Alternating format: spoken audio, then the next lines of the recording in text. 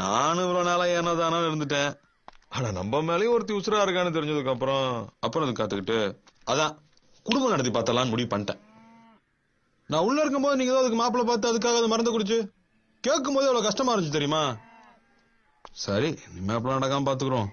அதனால என்ன பண்றீங்க மாமா, இந்த மாப்பிள்ள பாக்குற சொல்ல இதோட விட்டுருங்க. அதையும் மீறி உங்க வீம்புக்கு ஏதாவது செய்யணும்னு நினைச்சீங்க அப்புறம் மாமன் எல்லாம் பார்க்க மாட்டேன். தருவா அடுத்து நடு மண்டையில நச்சு நிறைக்கிறவன்.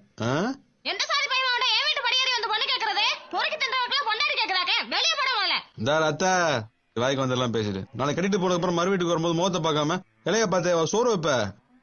அதனால அப்படிலாம் பேசாத. நான் தான் சௌக்கியமா?